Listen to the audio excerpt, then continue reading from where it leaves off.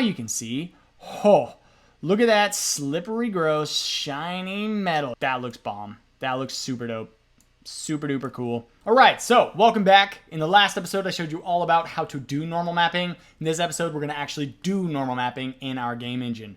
And so as you can see, I have this simple quad rendering on the screen. I made a little bit of an adjustment to our engine off screen, and that's basically instead of using a custom quad where we're creating the values from scratch, I'm using a quad.obj file, and you can't really see it, it's in there somewhere, which is attached to this quad.mtl file, which will make it a lot easier to use textures and adjust the shininess and the ambient and all that jazz. Basically, I just, converted something we would have had to do manually into something that's automated. So that's a lot easier, right? And then inside of our game shiz class under sandbox scene, simply now we're just doing quad, and I replaced the chest with the quad, and now we are rotating our quad. Very simple. Let's do normal mapping. So I'll start by opening up the quad here and dragging over the normal map of my choice. So this is going to be our normal map. It is very shapey. It's got lots of shapes.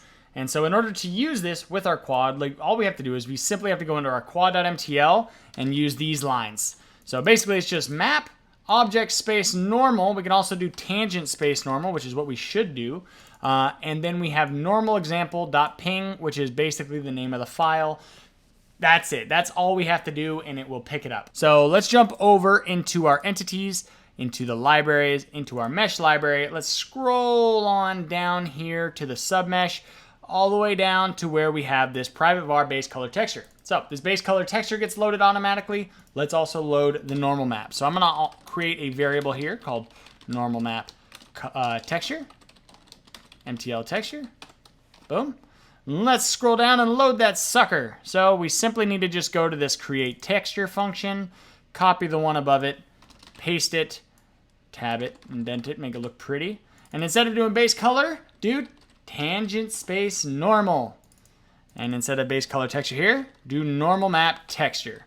And that's it. Now we have loaded our normal map texture into this MTL texture right here. Now let's send that to the GPU. Let's scroll on down to where we apply our textures. Right here, we're passing in a base color texture type. We're gonna do the exact same thing, except it's gonna be with the normal map texture type. So this is basically for the customization. Instead of using the MTL file texture, we want to use whatever texture file we're using. That's fine. Just supply this right there. And then let's copy line 238 and 239. This file is getting big right there. Base color text. Instead of that, let's say normal map text.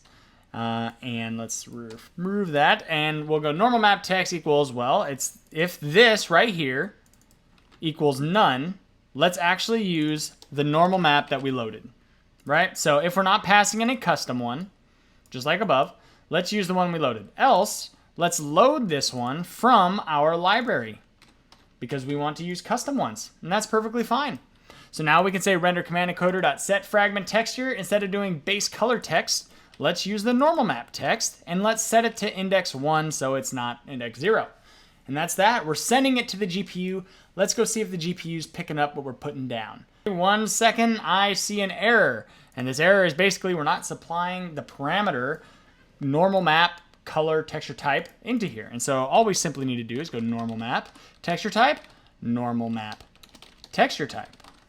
Except we don't have this value yet too, so we're gonna need to pass that in just like we're doing right here. So when we call draw primitives, basically draw primitives, we can pass in whatever custom textures. So this will be normal map texture type. Texture type's not none by default, and that should work now just fine.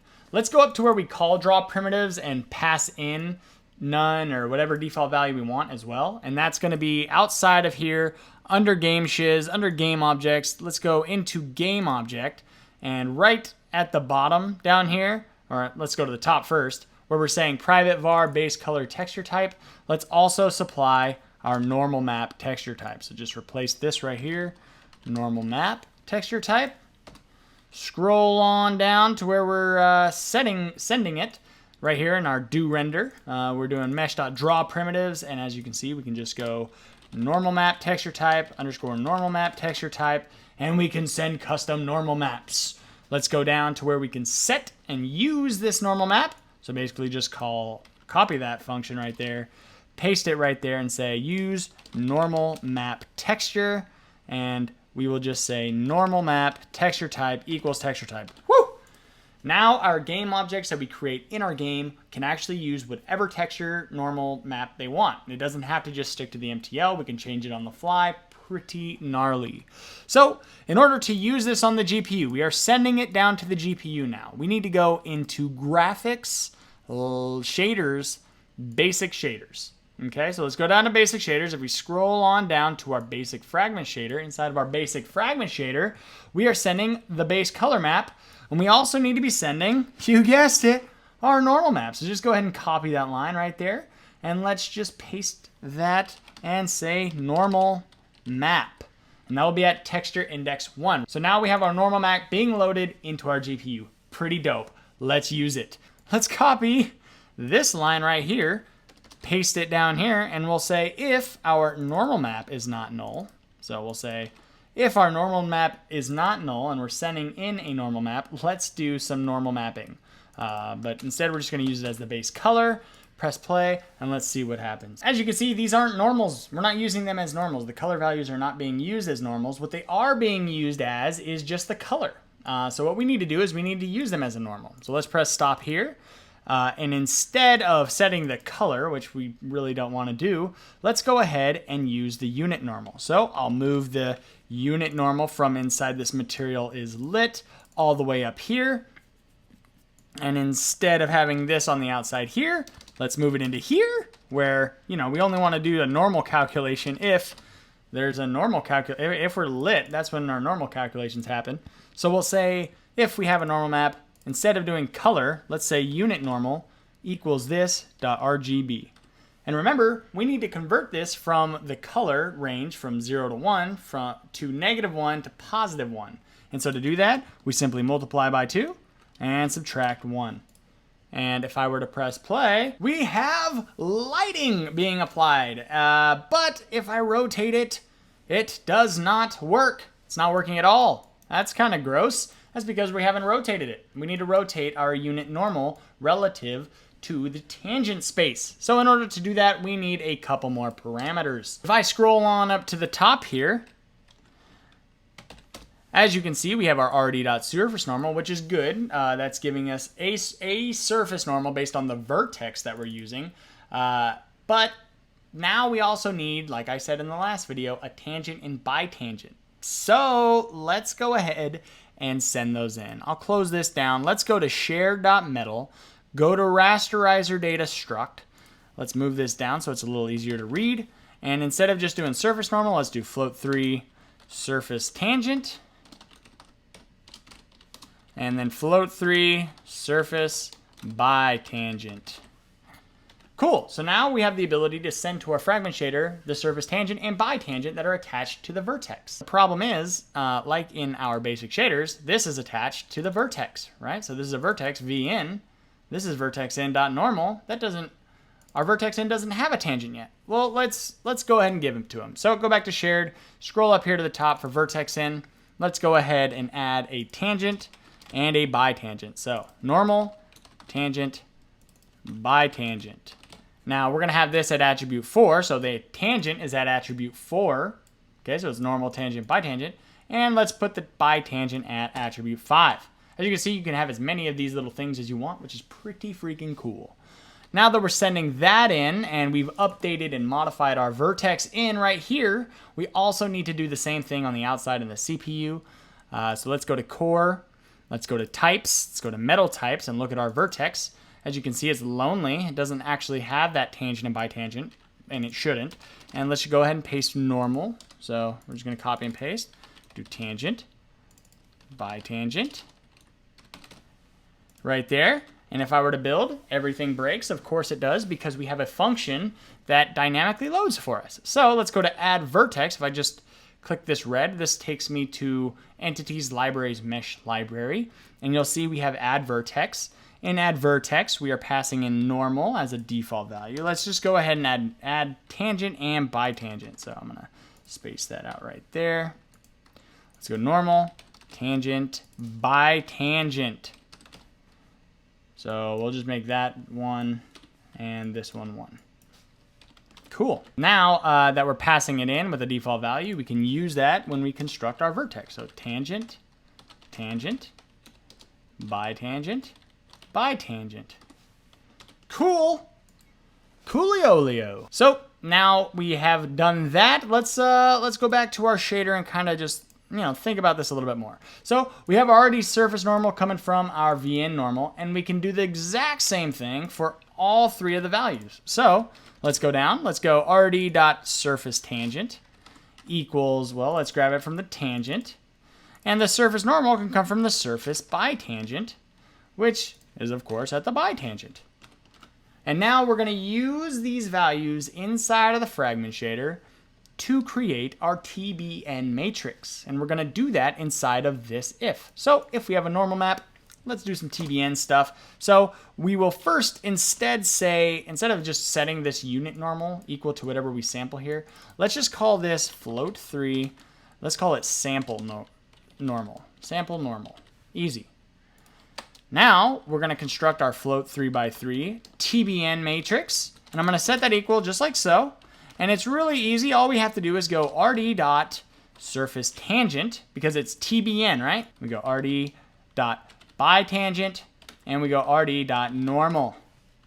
And there is our TBN matrix. Now all that's left to do is say unit normal equals TBN multiplied by our sample normal. Let's press play and see what happens. Oof, got some sort of an error here. Kind of just blew up in our face. I was expecting that, honestly. It looks like our vertex attribute tangent is missing from our vertex descriptor.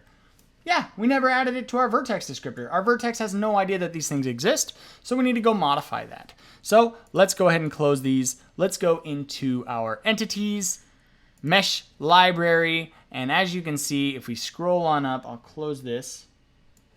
We scroll on up, we have a model.io vertex descriptor that comes from this vertex descriptor.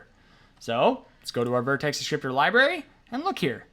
So we have our basic vertex descriptor, has position, color, textual coordinate normal, but we don't have tangent and bitangent, so let's go ahead and add those. So I'm just going to copy this right here, paste it, and then I'll do the same thing one more time. So this will be tangent. Here, I'll move it up. Tangent, bitangent. This will be at attribute 4. This one will be at attribute 5. And we need to adjust the size, so we need to just basically right here add float3.size and then float3.size, float3.size. And let me just shrink this on down so it all fits on one page, and we have a new vertex descriptor. Okay, so this is driving me a little bananas, so I'm going to fix that real quick. Ah, that's much better. Basically, all I've done is I've created this variable called offset at the top, and every time I do one of these things, I just increment it by whatever that value is, with the exception of texture coordinate, which is a float2, which instead of doing offset plus equals float2.size, I'm using float3 because of padding, but that's okay. Just do float3 right here and everything should be just fine, and this looks a lot better. Now we're just using the offset that we're incrementing as we are going through. We've updated one vertex descriptor. Now we need to update the other vertex descriptor that defines our model. And so let's go do that. So let's go back over into mesh library and look at this descriptor. So we've said use that vertex descriptor. That's fine. But we also need to go down here and add 2 more values. So we need to add tangent and bitangent. Tangent will be at 4. Bitangent will be at 5. Simply just replace normal right here with tangent and this with bitangent. Wha-bam!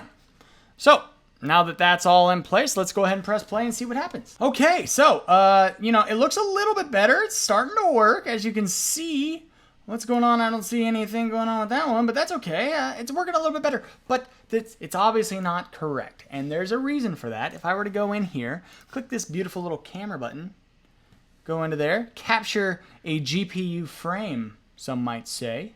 Go here into buffer, whatever that hex is. If I were to look on over here at tangent and bitangent, this should be all ones, and this right here should be all ones. But really, it's just 0, 0, 0, it's just tons of zeros. Because our asset loader doesn't know to apply any bitangent or tangent calculations. It has no idea. We've just loaded an asset. It's not going to load this data by default. Like, it might not even need this information. So what we need to do is we need to manually tell our asset loader, hey, also apply tangents and bitangents. And to do that, all we really need to do is do a couple lines of code. So let's scroll on down here into, create mesh from model function. Let's scroll down where we are loading the MTK meshes array. Now we're gonna do that differently. So what I'll do is I'm gonna move that on down to line, let's say 94. Let's do a couple new lines here. And let's remove MTK mesh loading altogether from that line. So now all we're doing is we're loading our MDL meshes, and that's it. Now what we're gonna do is do a little bit of copy paste, because I don't feel like typing this out, like so. So what we're gonna do is we're gonna iterate through every single one of these MDL meshes that was created, and on top of that MDL mesh, we're going to add a tangent basis. Now, if I were to press Option and click on this function, you'll see that this generates surface tangent and bitangent data for the mesh based on its vertex position and the texture coordinate data. And so all you have to do is basically iterate over every single MDL mesh that we created, add this tangent basis, provide the texture coordinate attribute named, what's the texture coordinate? Well, if we look up, texture coordinate name is that. That looks exactly the same, doesn't it? What is the tangent attribute named? Oh, well, that's going to be tangent. And here is the bitangent. So we're going to basically just add this tangent basis. Then we need to tell that MDL mesh to use that descriptor and do a little do catch right here where we initialize this MTK mesh equal to this new MTK mesh created with this MDL mesh and apply that to this MTK meshes array. So we're not going to use the default new meshes because that doesn't actually work. What we need to do is manually add each individual tangent and bitangent together to create this tangent bitangent masterpiece. And now, if I were to press play, who thinks this is gonna work? That's right, I think it's gonna work, cause it's gonna work, baby. Yeah, look at that. Look at our sweet lines and oh man, that looks gorgeous. So we've successfully applied a normal map to this texture. Now, let's try something different. Okay, so I went ahead and added a metal plate texture. Basically, here's the diffuse, looks like a metal plate, and here's the normal map, which is, basically the exact match to that. So let's go ahead and go into our texture library where I will show you that I am now manually loading these texture values, so they are not applied to any sort of object in our list. So let's go down to our entities, close that. Let's go game shiz. Let's go into our sandbox scene. And why not just say quad.use, I don't know, base color texture. We can use the metal plate diffuse one now. And we can say quad.use normal map texture dot metal plate normal. Cool.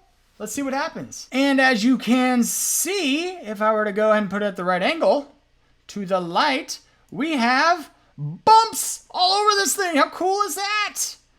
Look at all those, look at all the lighting being applied. Super cool. And here's some sort of a little hack. Let's go into basic, let's go to lighting. In lighting where we're calculating our Phong intensity right here, let's go ahead and go down to here where we are calculating this total specular, and let's multiply this by something crazy like 10. So all of our specular values get increased by the factor of 10. And now you can see, oh, look at that slippery, gross, shiny metal. That looks bomb. That looks super dope. Super duper cool. Oh no, what's happening? We gotta zoom in and zoom out. It's a little bit unscaled, but look at that! Whoo-wee!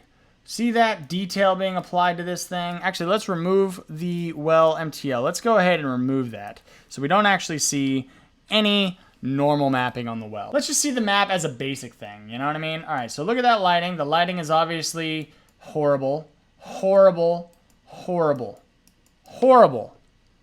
Let's add that tangent space normal back. Oh my gosh, what a freaking difference. Look at that. Look at how cool that is. Gets all that detail. Let's look at the roof. Oh my goodness, looks a little slippery, and that's because we're still having graphics based lighting. We're still doing this times 10, but you get the gist. I hope you guys enjoyed this episode. I know it was a little bit long, but normal maps are a little complicated, so I had to switch it into 2 episodes. But I think the product came out pretty good. Like, subscribe, do whatever you can to support my channel so that we get more people in learning some metal. And yeah, see you guys later.